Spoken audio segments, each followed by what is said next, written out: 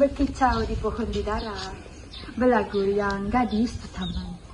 Assalamualaikum pembuka bicara, salam sejahtera saya ucapkan. Bersama saya Suhaiza binti Sarkawi selaku Ketua Kumpulan Amonia yang bersiaran dari teratak saya yang indah ini. Yang dihormati Guru Bahasa Melayu Encik Alin binti Kepli, Ketua dan Penolong Ketua Kelas, Barisan Pengawas serta rakan-rakan yang saya kasihi sekalian. Saya bersyukur kehadrat Ilahi kerana telah mengizinkan saya untuk berdiri di sini bagi menyampaikan syarahan yang bertajuk Akhlak Mulia Penjana Kemajuan Negara. Hadirin sekalian, akhlak merupakan aspek asas bagi menjana pembangunan negara. Akhlak yang mulia perlu bermula dari rumah, iaitu keluarga. Peranan ibu bapa amat penting bagi memastikan akhlak anak-anak sentiasa terpelihara.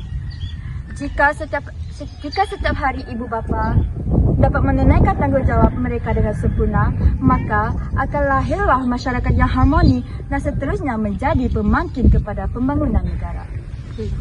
Pentingnya ibu bapa menjaga akhlak anak-anak mereka dilihat daripada gejala moral yang melanda golongan muda pada masa kini. Kegagalan ibu bapa menjaga akhlak anak-anak mereka dibuktikan daripada jumlah murid yang terlibat dengan gejala sosial dan jenayah yang dilaporkan meningkat saban tahun, termasuk penagihan dan pengedaran dadah. Keruntuhan akhlak telah menyebabkan puluhan ribu penduduk negara kita terlibat dengan dadah. Peruntukan kewangan yang besar terpaksa dilaburkan semata-mata untuk membina pusat serenti, menggaji pegawai dan membiayai kos memulihkan penagih dadah. Alangkah baiknya jika wang itu digunakan untuk membiayai pembangunan dalam pelbagai sektor. Hal ini juga bererti puluhan ribu tenaga kerja dibazirkan. Hadirin yang dihormati sekalian, para pekerja perlu mempunyai akhlak yang terpuji bagi memastikan institusi tempat mereka bekerja mampu berkembang dengan maju. Syarikat dan negara akan rugi jika para pekerja tidak amanah. Bukti-bukti yang telah diketahui umum melalui akhbar menunjukkan banyak dilakukan oleh segelintir pelajar. Contohnya, seorang jurutera yang berakhlak akan memastikan sebuah bangunan itu selamat sebelum diteruskan. Namun demikian, jika jurutera bersubahat dengan kontraktor dan membiarkan bahan bermutu rendah digunakan untuk membuat bangunan, sudah tentu hal ini kemungkinan bangunan itu retak dan runtuh. Sudah banyak contoh yang kita lihat dan tetap di akhbar yang melaporkan masalah bangunan yang retak ataupun runtuh disebabkan oleh pekerja sebelumnya. Rasuah merupakan kegiatan yang tidak bermoral sehingga kerajaan terpaksa menubuhkan Suruhanjaya Pencegahan Rasuah SPRM, sebuah agensi yang berperanan untuk membenteras kegiatan tersebut.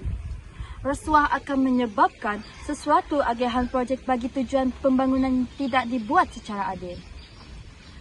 Rasuah turut menyebabkan kelulusan sesuatu projek tidak melalui saluran yang betul dan mengakibatkan undang-undang gagal dikuatkuasakan. Oleh itu, rasuah pernah diletakkan sebagai musuh utama negara suatu masa dahulu. Hanya dengan pengalaman slogan bersih, cekap dan amanah oleh semua pekerja akan berjaya untuk membenteras amalan rasuah. Hadirin yang dihormati, pemimpin dan rakyat mesti sama-sama berganding bahu bagi menjana pembangunan negara. Pemimpin merupakan pengurus dan perancang manakala rakyat menjadi pelaksana. Para pemimpin perlu mempunyai akhlak mulia dan mencontohi akhlak Rasulullah dan para sahabat dalam mentadbir negara. Khalifah Umar bin Abdul Aziz sanggup memikul gadung untuk dibawa kepada rakyatnya yang sedang lapar. Hal ini merupakan satu contoh yang membawa kemakmuran negara semasa pemerintahannya. Semua agama menganjurkan penganutnya supaya berakhlak mulia. Agama merupakan panduan kepada manusia bagi membina akhlak terpuji. Negara yang rakyatnya berakhlak mulia akan menggamit pelabur dan pelancong datang. Di Malaysia, para pelancong asing dikatakan tertarik oleh budi baik dan keramahan rakyat di Malaysia. Semasa berada di negara kita, mereka terpesona apabila melihat keharmonian dan keindahan negara kita. Oleh itu, kita harus menonjolkan akhlak mulia sebagai wadah penjana ekonomi negara. Hadirin yang dihormati sekalian, beberapa contoh yang telah dikemukakan dapat memberikan gambaran betapa perlunya akhlak mulia dalam menjana pembangunan negara.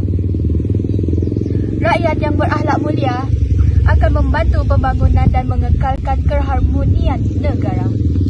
Dengan kata-kata ini, saya sudahi syarahan saya dengan ucapan ribuan terima kasih. Assalamualaikum warahmatullahi wabarakatuh. Wabillahi taufik wal hidayah. Wassalamualaikum warahmatullahi wabarakatuh. Sudah.